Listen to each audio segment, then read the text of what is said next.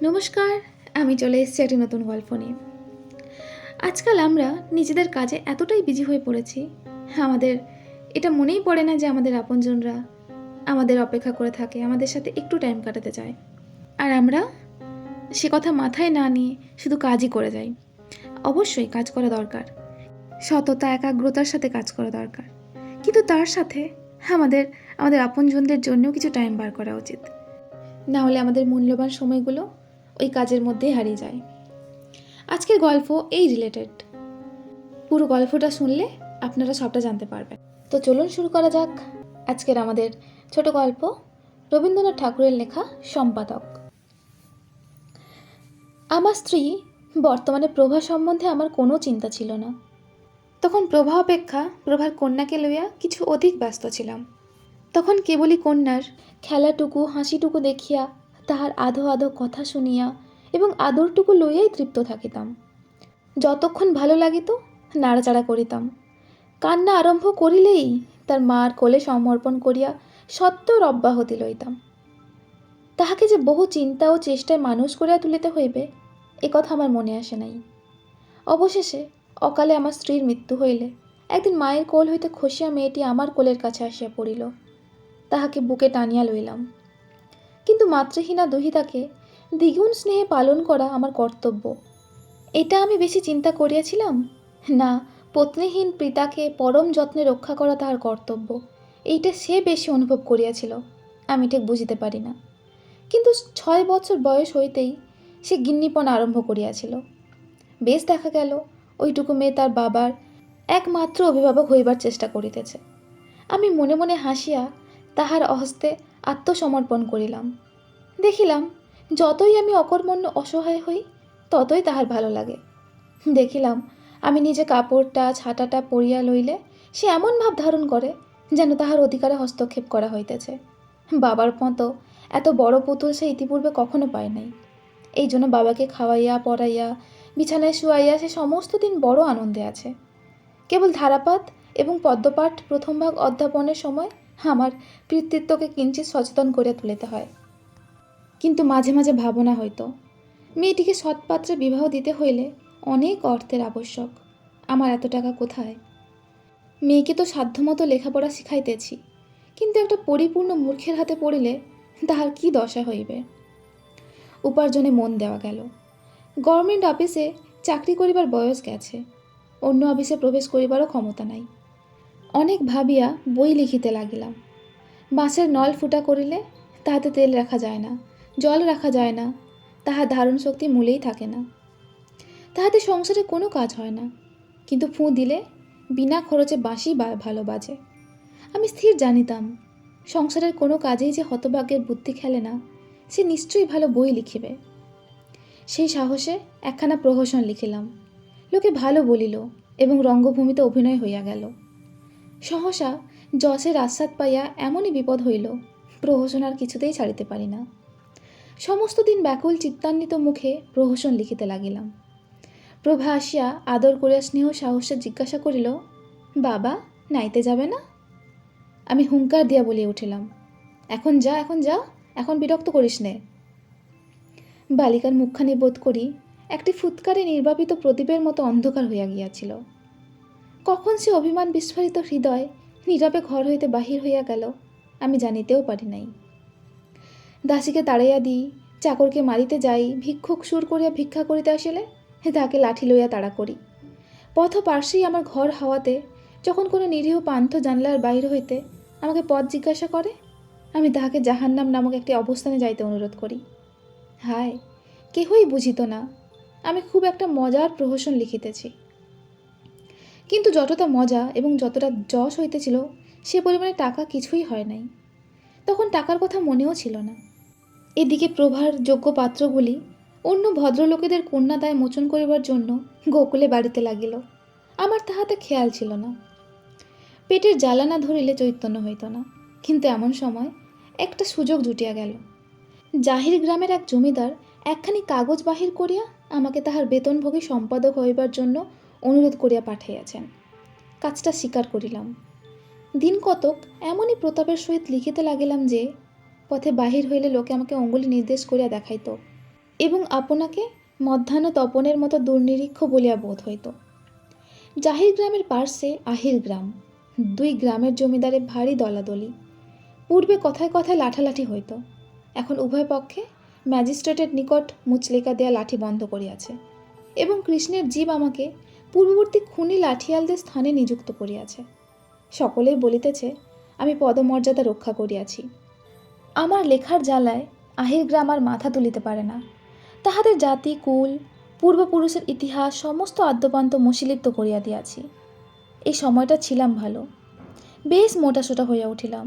মুখ সর্বদা প্রসন্ন হাস্যময় ছিল।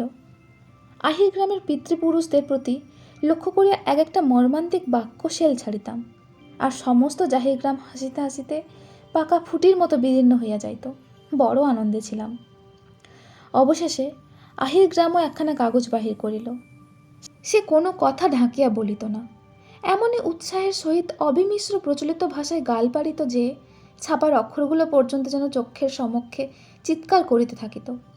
এই জন্য দুই গ্রামের লোকেই তাহার কথা খুব স্পষ্ট বুঝিতে পারিত। কিন্তু আমি চির অভ্যাস মতো এমনই মজা করিয়া এত কূটকৌশল সহকারে বিপক্ষ দিগকে আক্রমণ করিতাম যে শত্রু মিত্র কেহ বুঝিতে পারিত না আমার কথাটার মর্ম কী। তার ফল এই হইল, জিত হইলেও সকলে মনে করিত আমার হার হইল। দায় পড়িয়া সুরুচি সম্বন্ধে একটি উপদেশ লিখিলাম।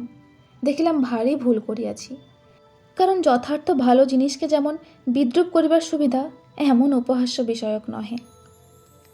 হনুবংশীয়রা মনুবংশীয়দের যেমন সহজে বিদ্রূপ করিতে পারে, মনুবংশীয়রা হনুবংশীয় দিগকে বিদ্রূপ করিয়া কখনো তেমন কৃতকার্য হইতে পারে না।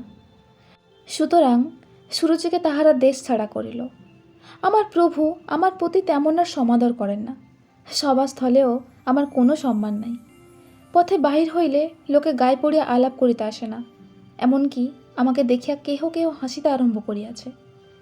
ইতিমধ্যে আমার প্রহসনগুলার কথাও লোকে সম্পূর্ণ ভুলিয়া গিয়াছে। হঠাৎ বোধ হইল আমি যেন একটা দেশলের কাঠি, মিনিট খানেক জ্বলিয়া একেবারে শেষ পর্যন্ত পুড়িয়া গিয়াছি। মন এমনই নিরুৎসাহ হইয়া গেল। মাথা খুঁড়িয়া মরিলে এক লাইন লেখা বাহির হয় না। মনে হইতে লাগিল বাঁচিয়া কোনো সুখ নাই। প্রভা আমাকে এখন ভয় করে, বিনা আহ্বানে সহসা কাছে আসিতে সাহস করে না। সে বুঝিতে পারিয়াছে মজার কথা লিখিতে পারে এমন বাবার চেয়ে মাটির পুতুল ঢের ভালো সঙ্গী। একদিন দেখা গেল আমাদের আহির গ্রাম প্রকাশ জমিদারকে ছাড়িয়া আমাকে লইয়া পড়িয়াছে। গোটা কতক অত্যন্ত কুৎসিত কথা লিখিয়াছে। আমার পরিচিত বন্ধুবান্ধবেরা একে একে সকলেই সেই কাগজখানা লইয়া হাসিতে হাসিতে আমাকে শোনাইয়া গেল। কেহ কেহ বলিল, ইহার বিষয়টা যেমনই হোক ভাষার বাহাদুরি আছে, অর্থাৎ গালি যে দিয়াছে তাহা ভাষা দেখিলেই পরিষ্কার বোঝা যায়। সমস্ত দিন ধরিয়া বিশ্বজনের কাছে ওই এক কথা শুনিলাম। আমার বাসার সম্মুখে একটু বাগানের মতো ছিল।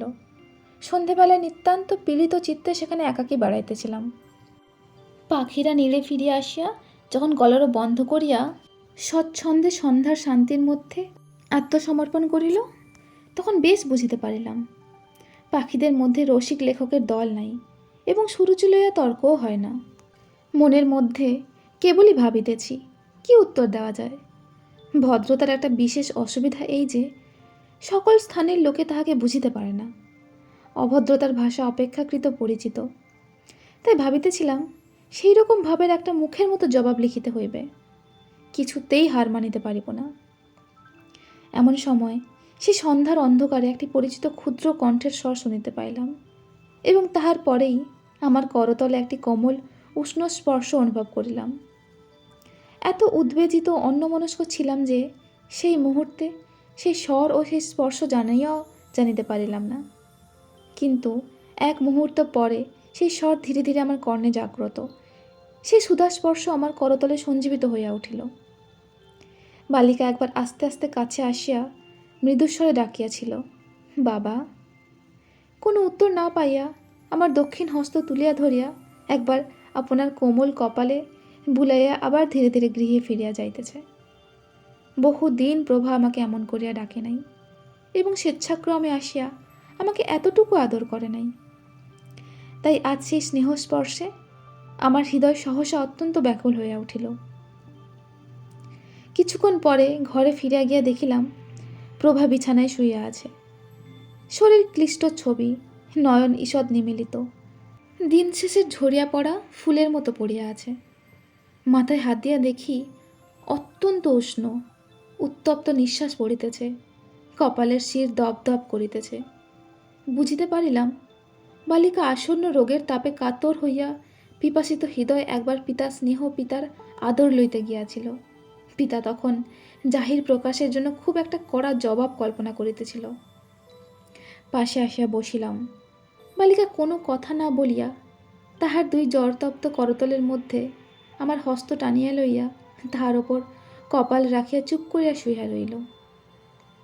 জাহির গ্রাম এবং আহির গ্রামের যত কাগজ ছিল সমস্ত পুড়াইয়া ফেলিলাম। কোনো জবাব লেখা হইল না। হার মানিয়া এত সুখ কখনো হয় নাই।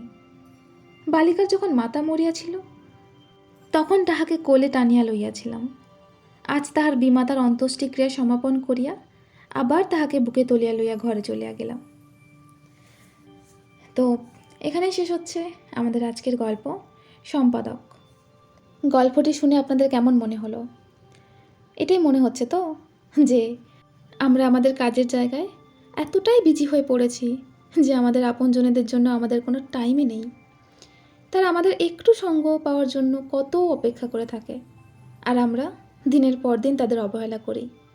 আজ আমাদের গল্পের কথক সময় থাকতে থাকতে নিজের ভুল বুঝতে পেরেছেন। বাইরের লোকের কাছে নিজের শ্রেষ্ঠত্ব, সক্ষমতা প্রমাণ করাচ্ছে আপনজনেদের সময় দেওয়াটা অনেক বেশি গুরুত্বপূর্ণ। তো আজ থেকে আমরা অবশ্যই নিজেদের কাজ ভালোভাবে করব, নিজেদের দায়িত্ব ভালোভাবে পালন করব, কিন্তু তারপরেও এই খেয়ালটা রাখবো যে আমাদের কাজ করতে গিয়ে যেন আমাদের আপনজনেরা আমাদের অপেক্ষায় সারা দিনটা না কাটিয়ে দেয়। আমরা আমাদের আপনজনেদের জন্যেও কিছুটা টাইম বার করে নেব। আশা করি আজকের গল্প আপনাদের সবার খুব ভালো লেগেছে, এবং আপনাদের যদি এই গল্পের সম্পর্কে আর অন্য কিছু মনে হয় তবে অবশ্যই আমাকে জানাবেন। আমি পরের দিন আসবো একটি নতুন এবং ভিন্ন স্বাদের গল্প নিয়ে। ততক্ষণ সবাই সুস্থ থাকুন, ভালো থাকুন। ধন্যবাদ।